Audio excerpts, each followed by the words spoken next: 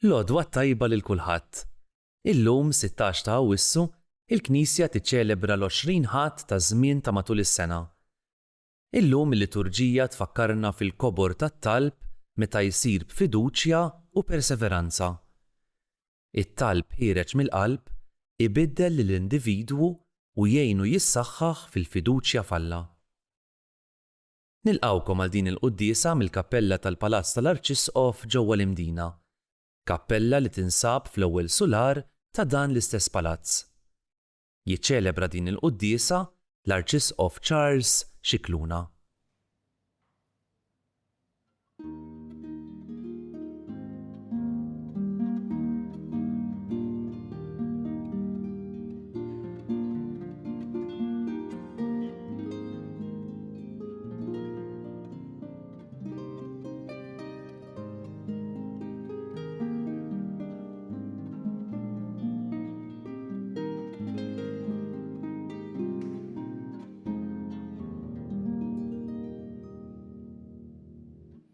Fl-isem tal-Missier u tal-Iben u tal-Ispirtu Santu. Amen. Il-paċi magħkom. Fid-dar tal-Isqof illum għandi l-pjaċir nilqa' lil uħud mill-membri tal-Kommissjoni Djoċeżana tfal u l-ġenituri tagħhom. Merħba tfal għal din il-quddiesa ta' nhar ta' Ħadd. Il-Papa m'ilux tkellem fuq il-quddiesa ta' nhar ta' Ħadd u għalinna tajjeb li min jista' jmur għall-quddiesa bħalma qegħdin tagħmlu intom. Ma fl-istess ħin qegħdin inwasslu wkoll din it-trasmissjoni lil dawk li llum ma jistgħux imorru il-Knisja, ma jistgħux imorru għall-quddiesa. Ovvjament aħna fit-tqarbien se nirċievu l-Ġesu. Min ikun qiegħed isegwina ma jkunx jista' jitqarben hija ħasra kbira. Imma allura nagħmlu t-tqarbina tax-xewqa. Imma jien nixtieq ningħaqad mal-Papa Ljun 14 fl-appell tiegħi li kull min jista' nhar ta' Ħadd jew is-Sibt filgħaxija immorru l-quddies niltaqgħu ma' xulxin mhux fuq il-mobiles flimkien u lil Ġesu nirċievuh fl-Ewkaristija għal min jista'. Imma l min ma jistax. Din hija opportunità li aħna permezz tax-xandir, permezz tal-internet, tal-mezz tal-midja soċjali inkun nistgħu wkoll inħossuna li parti minn familja kbira. Wara kollox f'nofsinhar illum aħna nixelu t-televisions jew nkunu fuq l-internet nisimgħu l-kelma tal-Papa, avolja ma nkunux Castel Gandolfo, u l-barka tiegħu tasal ukoll fil-qalb tagħna u fid-djar tagħna. Ejjew ħuti narfu ħtijietna fil-bidu ta' din il-quddiesa qegħdin niltaqgħu mat-tabib il-kbir li huwa Ġesu. Dak li mhux biss fejja il-ġisem imma fuq kollox fejja ir-ruħ. Mulej ħnina. Kristu ħnina. Mulej ħnina. Iħenna lina Alla li jista' kollox jafrinna d-dubiesna u jwassalna l-ħajja ta' dejjem. Glorja l-Alla fil-għoli ta' smewwiet u paċi fl-art lil bnedmin ta' rida tajba. Infaħruk, inberkuk, nadurawk, natulġih, irrodulek ħajr għall-glorja kbira tiegħek. Mulej Alla Sultan tas-sema, Alla Missier li tista' kollox, mulej Iben waħdini Ġesu Kristu, mulej Alla ħaruf talla bin il-Missier.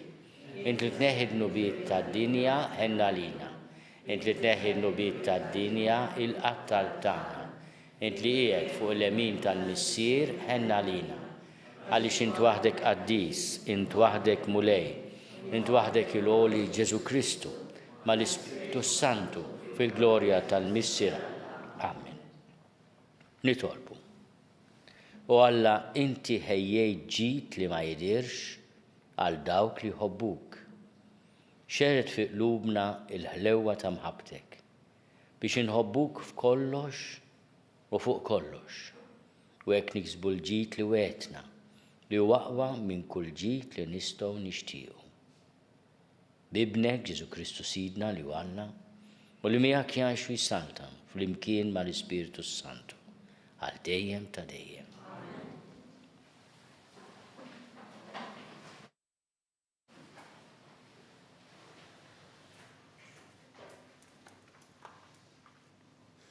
qari mill-Littra ta' San Pawl Apostlu lir-Rumani. Qari mill-ktieb tal-Profeta Eżajija. Dan jgħid il-mulej, żommu s-sewwa u għamlu l-ġustizzja, għax is-salvazzjoni tiegħi għodda waslet u l-ġustizzja tiegħi dal-waqt feċ. U li il-frustier li ntrabtu mal-mulej biex jaqduh u biex iħobbu isem il-mulej u jkunu għaddejja tiegħu, kull min iħares is-sibt u ma jiksrux u jżomm sħiħ fil-patt tiegħi lil dawn inwassalhom sal-muntanja imqazza tiegħi u nferrahom f'dar it-talb tiegħi. Il-vittmi maħruqa u s-sakrifiċċji tagħhom ikunu jogħġbuni telajn minn fuq l-artal tiegħi.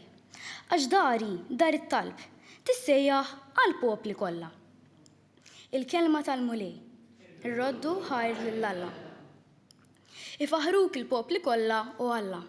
Flimkien ifaħruk il-popli kollha u Alla. Iħenna lina Alla u jberikna. Idawwar għal fuqna, id-dija ta' wiċċu, biex jingħarfu fuq l-art riqatek. Fost il-ġnus kollha is-salvazzjoni tiegħek. Flimkien ifaħruk il-popli kollha u Alla. Jitennew il-ġnus u jgħannu bil-ferħ, għax triġi il-popli bis-sewwa u l-ġnus fuq l-art inti tmexxihom. Flimkien ifaħruk il-popli kollha u Alla. Ifaħruk il-popli u Alla, ifaħruk il-popli kollha. Iberikna Alla u tibża minnu l-art kollha minn tarf għal ieħor. Flimkien ifaħruk il-popli kollha u Alla.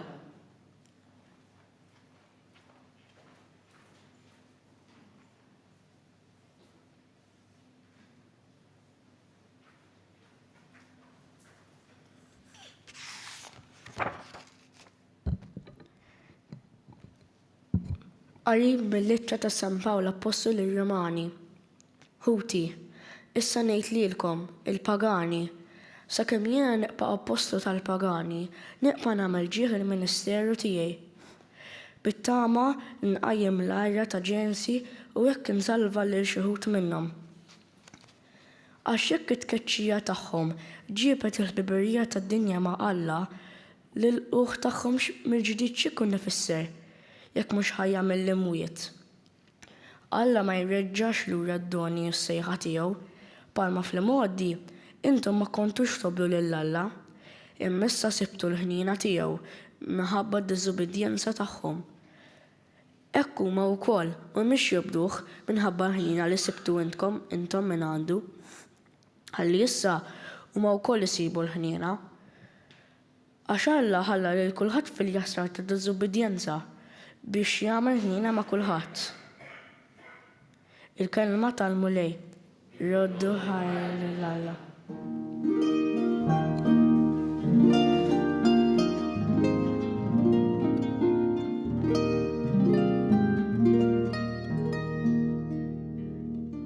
Ġesu dar il-Galilija kollha jgħallam fis-sinagogi tagħhom, ixandar l-Evanġelju tas-Saltna u jfejjaq kull xorta ta' mart u dufija fost il-poplu.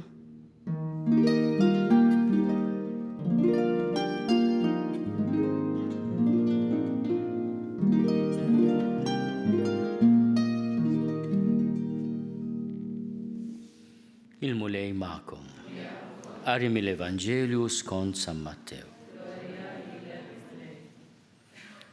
Dak iż-żmien Ġesu telaq lejn Tir u Sidon u ħarġet waħda mara Kananija minn dawk li nħawi u qabdet tajjat u tajt: Ħenna lija mulej bin David, binti għandha fiha xitan u madura ħafna. Iżdu ma weġibix kelma. Resqu lejh id-dixxipli tiegħu jitolbuh u jgħidulu: Eħles minna għax ġejja tgħajjat warajna. Imma qalilhom: ma ġejtx mibgħut li fannaġġ li ntilfu mid-dar ta' Iżrael. Iżda hi resqet, inxteħtet qudiemu u qaltlu: Ejni mulej. U weġiba: mhux sewwa tieħu l-ħobż tal-uliet u tixtrdu lill-ġriewi. Ekku mulej qaltlu. Iżda l-ġribu wkoll jieklu l-frak li jaqa' minn fuq il-mejda ta' sidinhom. Imbagħad wieġeb Ġesu qalilha: Mara, il-fidi tiegħek kbira, ħajsirlek kif tixtieq. U minn dak il-ħin stess binta fieqet. Il-kelma tal-mulej. Bit-talim tal-Evanġelu nitnatfu minnu bih.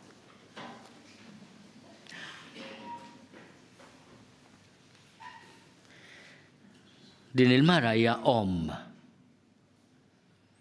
għandha tifla mikduda mix-xitan, mill-ħażen, tifla li hija skjava tal-ħażen. U għalkemm mhijiex ludija, Ġesu għarfet il-mulej, hekk tgħidlu, ħenna lija mulej. Tirrikonoxxi li huwa bin David, taf minnu. Taf lil min qiegħda titlob. Kull meta tkellmu b'umiltà kbira, imma wkoll barfin kbir ma' min qiegħda titkellem. Mulej. U l-istint tagħha ta' iġala tippersisti u tinsisti, ma taqtax qalba. Bħal meta xi ħadd qed jitlob pjaċir għal xi ħadd ieħor tagħmel b'xi mod naqra wiċċek iżjed, għax mhux għalija, għal uliedi. U aħna irridu nsellmu l-tan ġenituri li għat-tfal kif ngħidu aħna l-Maltin għat-tfal tagħmel kollox.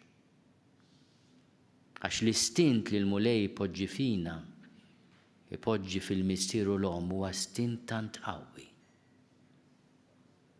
U din il-mara li mal-kemm taf li m'għandix dritt għax mhix ludija, imma taf ukoll li jekk hemm xi ħadd li jista' jgħin lill-binta huwa Ġesu. U tinsisti miegħu. U jagħmilha test. Forsi din il-paġna hija il-mument fejn Ġesu jittestja lill-mara forsi iżjed minn qatt qabel. Għaliex l-ewwel risposta tiegħu hija s-silenzju. Xejn. Iżda hu ma weġibix kelma. Ħafna drabi aħna nikkonfrontaw ruħna niltaqgħu mas-silenzju tal-mulej, għaliex mhux qed jismani, ili tant nitolbu Fader, donnu t-tarrax ma jridx jismani l-mulej. Di kienet l-esperjenza wkoll ta' din il-mara, is-silenzju trement tal-mulej. Li aħna nkunu persważi qegħdin nitolbuh xi ħaġa tajba. U din il-mara żgur kienet qed titolbu xi ħaġa tajba li t-tifla tagħha teħles mill-ħakma tax-xitan. Id-dixxipli ma jafux se jaqbdu jagħmlu, imma jixtiequ għalmenu jeħilsu minn din il-mara. Eħles minna ġejja tgħajjat warajna. Din għal dan il-kumment tad-dixxipli jurrujna li din il-mara mhux sempliċement lill-mulej qaltlu hekk bil-kalma, imma kienet insistenti ħafna. U Ġesu jgħid xi ħaġa misterjuża ħafna. Dan il-mument tal-Vanġelu ta' San Mattew jinsisti li hu mibgħut biex kif jgħidu għannaċ li ntilfu mid-dar ta' Iżrael. Jiena ġejt mibgħut tal-poplu ta' Alla. Għax Alla wedhom is-salvazzjoni, wedhom Salvatur, u jiena rrid infittex in-naċ il-mitlufa ta' din id-dar ta' Iżrael. San Pawl fit-tieni qari li smajna llum jgħid li dan huwa l-ġens tal-weda. Ma jinsisti wkoll li Alla ddeċida juri ħniena mhux biss mal-poplu li jażel imma ma' kulħadd. Ma' kulħadd. U dan il-Vanġelu huwa konferma nistgħu ngħidu li f'din il-mara Kananija imma aħna wkoll il-ġnus li maħniex Lut, imma li ltqajna ma' Ġesu u hu irrisponda t-talb tagħna fil-mument tiegħu u ħelisna mill-ħakma tax-xitan. Ġesu kważi meta qiegħed jittestja lil din il-mara ma ngħidx jumilja imma l-eżam li jagħmlilha huwa qawwi. Għax jgħidilha isma' jiena għandi ikla għall-uliet il-ġriewi u jtgħidlu fimt, ekku, taċċetta. Imma jiena lesta nieħu anke mill-loqom, minn dak li mill-frak li jifdal. X'umiltà kbira, Ġesu jittestja l-qalb ta' din il-mara u jara l-umiltà, il-persistenza tagħha, l-umiltà tagħha. U Ġesu jaraf il-fidi tagħha. Issa aħna min jaf kemm għandna xewqat fil-qalb tagħna, min jaf kemm għandna ħolm, anke intom għadkom tibdew il-ħajja, min jaf kieku tibdew titolbuh il-Ġesu ma tieqfu qatt, min jaf kemm tixtiequ titolbu għall-qraba li huma morda, għall paċi fid-dinja, għall ġustizzja. U kultant inħossu li l-mulej ma jismanix mal-ewwel. Ikun qiegħed jittestjana xi ftit iridu nammettu. U dan il-Vanġelu jagħmlilna kuraġġ biex ma naqtgħux qalbna. U nafdaw ukoll fih li fil-mument tiegħu se jagħtina dak li hu tassew taġid għalina. Ħafna drabi aħna nitolbu xi ħaġa, xi ħolma straordinarja li ma tkunx taġid għalina. Imma aħna persważi li l-mulej qalbu jibsa magħna x'ma tagħniex dak li nixtiequ. Mbagħad jasal il-mument u tgħid imnalla, imnalla, imnalla.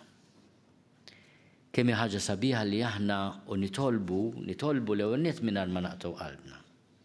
Nitolbu b'umiltà u b'fiduċja kbira. U ma ndejqux ngħidulu, isma' jekk mhux se tagħtini il-main course għall-menu għatini xi noqquma. Inkun kuntent xorta. Mhux. Il-fidi tiegħek kbira. Ħajsirlek kif tixtieq.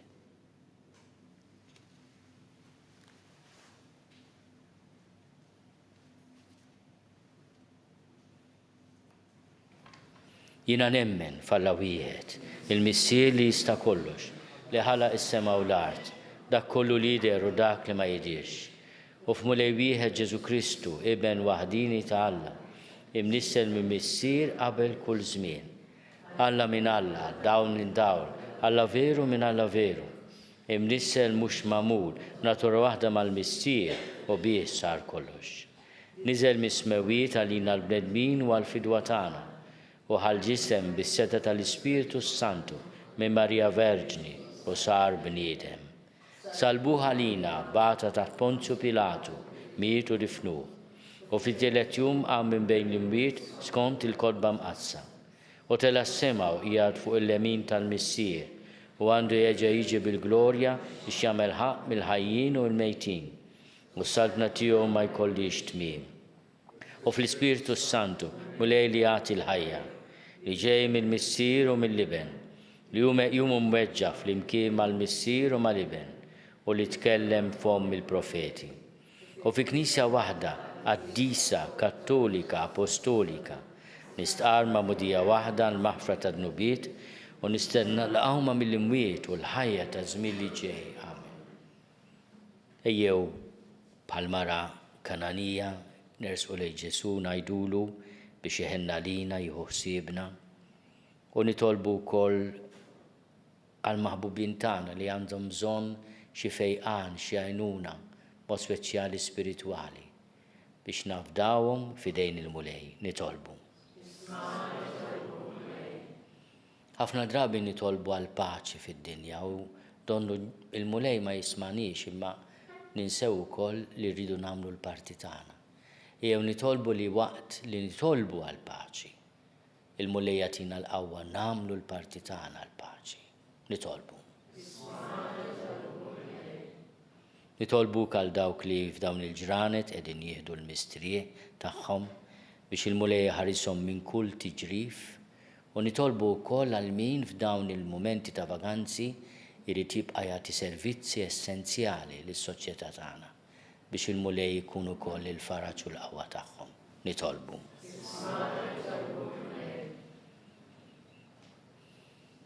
Nitolbu ħafna tfal tad-dinja kollha biex aħna l-kbar ikollna qalb kbira li nagħtuhom futur sabiħ. Nitolbu.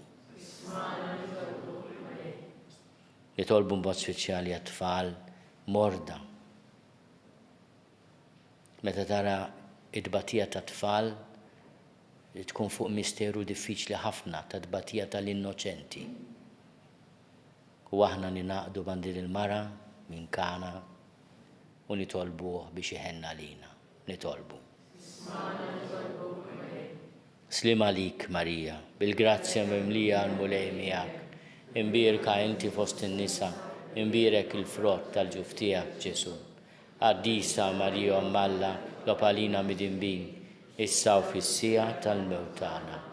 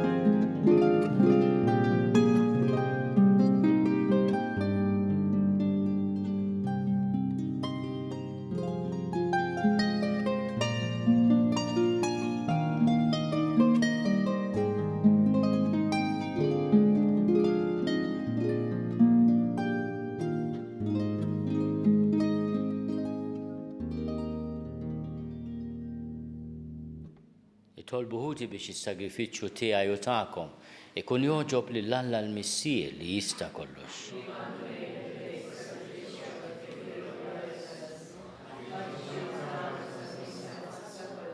Ilqa' Mulej dawn l-offerti tagħna li bihom nagħmlu miegħek bidla glorjuża. Għax waqt li aħna nofrulek mill-frott li tajtna, inti tatina lilek innifsek bi Kristu Sidna. Il-Mulej magħkom. Nerfgħu qlubna l-fuq. Biżuħaj il-Mulej Alla tagħna. Sewwa u xieraq tas-sew Mulej missier qaddis Alla ta' dejjem li tista' kollox. Tajjeb u taġi tas-salvazzjoni tagħna li dejjem u kullimkien irrodulek ħajr. Fik aħna ngħixu u nitħarku, fik aħna, u ta' kuljum inħossu fuqna tiba tiegħek. U sa minn issa waqt li għadna f'dan il-ġisem, inti tajtna r-ran tal-ħajja ta' dejjem. Għaliex aħna għandna l-ewwel frott tal-Ispirtu li bih qajjimt lil Ġesu mill-imwiet. U bih nittamaw li nibqgħu ingawdu għal dejjem il-ġid li ksibna bil-misteru tal-għajt. Għalhekk inrodulek ħajr u flimkien mal-anġli inxandru l-kobor tiegħek waqt li bla qiegħda intennulek. Qaddis, qaddis, qaddis, Mulej Alla tal-eżerċiti, ismewtu l-art mimlija bil-glorja tiegħek, osanna fl-oli tas-smewiet. Imbierek minn ġej f'isem il-Mulej, osanna fl-oli tas-smewiet. Qaddis tas-sew int Mulej inti lajn ta' kull dusija. Qaddis għalhekk nitolbuk dawn l-offerti bil-barka tal-Ispirtu tiegħek biex isiru għalina il-ġisem u d-dem ta' Sidna Ġesu Kristu. Li meta kien se jingħata biex minn rajħi bati, ħal-ħobs ratti l-ħajr qasam, tal id-disċipli tiegħu u qal, ħudu u kulu l-kol minn dan, għax dan huwa ġismi li jingħata għalikom.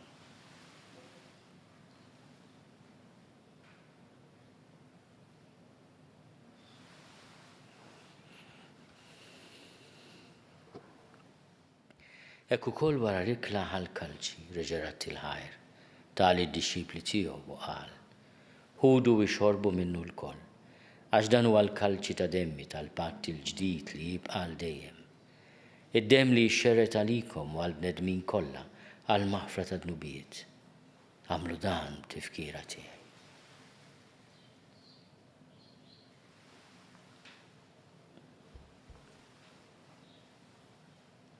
Dan hu l-misteru tal-fidi.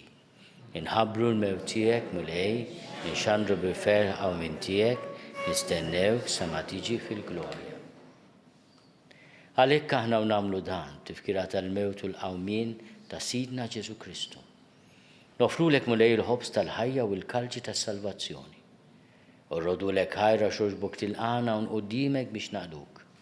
U miċ-ċokontana nitolbu l-Ispirtu Santu jaqqadna f'ġisem wieħed, lilna li nieħdu sehem il-ġisem u d-demm ta' Kristu.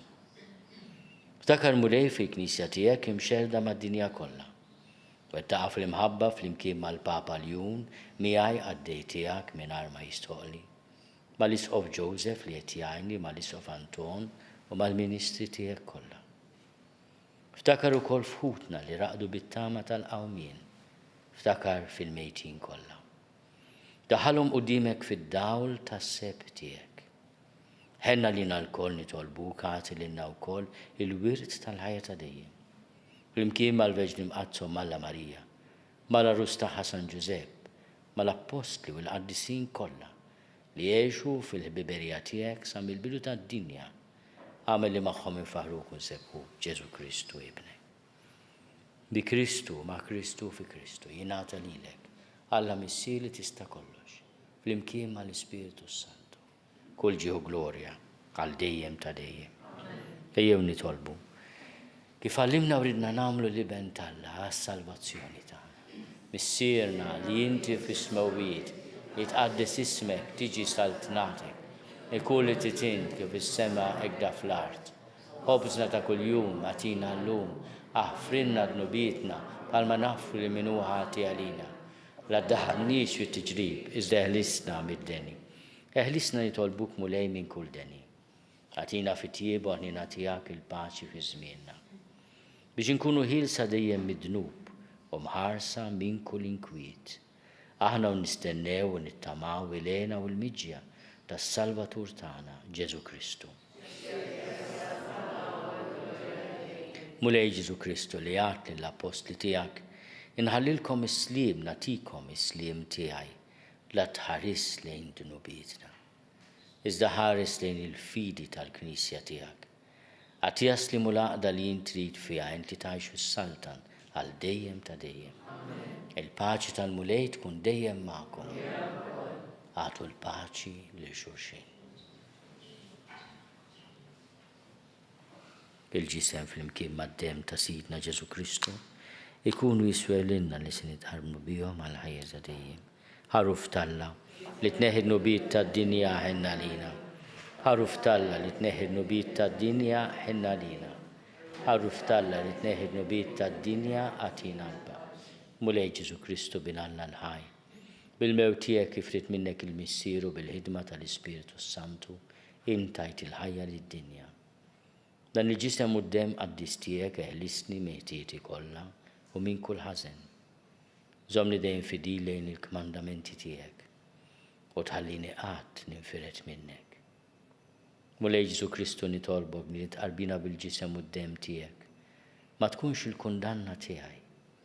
Iżda ħnina tiegħek tkun għalija ħarsin u l-fejqan ta' ruħi u ta' ġismi.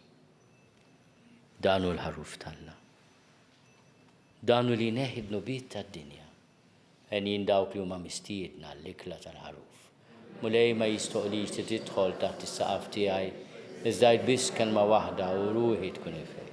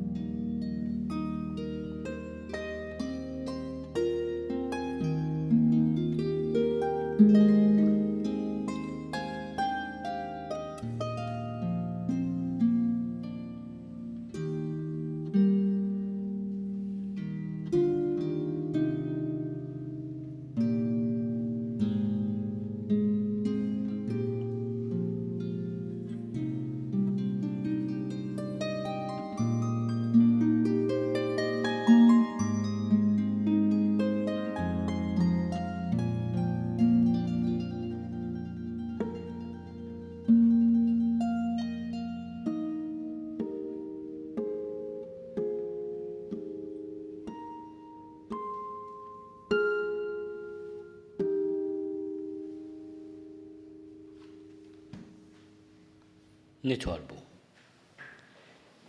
Mulej bis-sagramenti li tajtna inti tagħmilna xirka waħda ma' Kristu. Bl-umiltà kollha nitolbu tiba tiegħek biex insiru nixbħuh f'din id-dinja ħalli naslu fis-sema u nitennew għal dejjem miegħu u li jgħixu jsaltan għal dejjem ta' dejjem. Il-mulej magħkom. Ikun imbirek isem il-mulej minn issa u għal dejjem. L-għajnuna tagħna f'isem il-mulej. Jeberikkom Alla li jista' kollox, il-Missier u l-Iben u l-Ispiritu Santu. Morru fil-paċi ta' Kristu.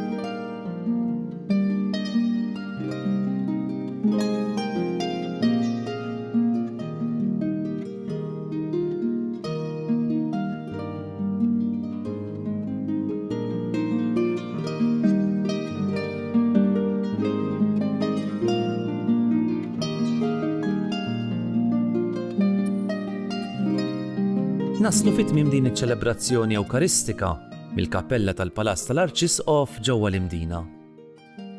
Nitolbu. Mulej Ġesu, għamel li t-talb tagħna jkun ħireġ mill-qalb.